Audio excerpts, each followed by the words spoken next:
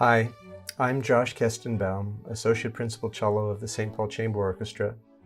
I'd like to thank you, our audience, for your support and engagement during these difficult times.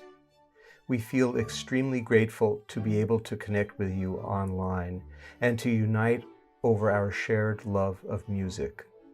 We've invited the SPCO audience to submit any questions you have for our musicians through the link on your screen.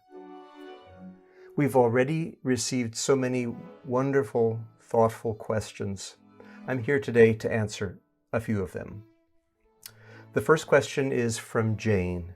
She says, I play in a concert band and chamber ensembles, and my absolute favorite thing is experiencing us evolve through each piece we play, from the first reading to performance. I would love to see what that process is like for the SPCO. Well, thank you for your question, Jane. And I guess I'll start by saying that much of our preparation with all of us together happens in 3, 4, maybe 5 rehearsals maximum, sometimes 6. And a rehearsal is either 2.5 hours, 3 hours. So there's an awful lot to do in a limited period of time. So it's our responsibility to be prepared for the first rehearsal and to have a score or to know what the other parts in the orchestra are playing. What a lot of us do, what I love to do, is to go to YouTube and just to get an idea of how the piece goes, or how different people, different artists are playing it. It's more than just a time saver. It's a way of learning. So I love the YouTube video format, and then just getting to know our own part is imperative. And then when we get together, I'd say that the first steps are just practical, just air traffic control, just putting the piece together, working with the metronome as a group, which is fun actually. And usually the first rehearsal, things of course are not where they will be by the concert, but there's a sort of natural cohesion that builds over the course of a few rehearsals. So it's not like we begin the first rehearsal saying, this is how we think it should go.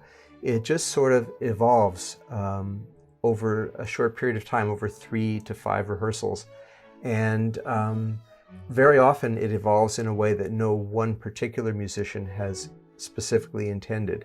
It's a group experience. It sort of has a mind of its own, a spirit of its own, and that spirit is the spirit of the music. So thank you for that question. Joe asks, which classical masterpiece do you wish you wrote yourself? Well, I did write all of the classical masterpieces, but if I would choose one that I would feel so proud of, I don't know. Off the top of my head, Beethoven's 7th Symphony, which is a piece that I've played since I was a kid in the San Jose Youth Symphony. Maybe Dvorak Cello Concerto, because what's not to love about the Dvorak Cello Concerto? I love it. Those would be my masterpieces, Joe. Thank you for that question.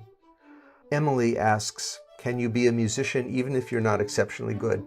And I'd say, no one is exceptionally good. We're all on the way to good, we hope, or farther. We want to keep going that direction. I don't think in terms of good, bad. I think that the answer to your question is, if you love music, if you listen to music, you're a musician. And whether or not you play an instrument, you're a musician if the music moves you. I don't really know of any fairer criterion to use. If you love the music, if you love music, you're a musician.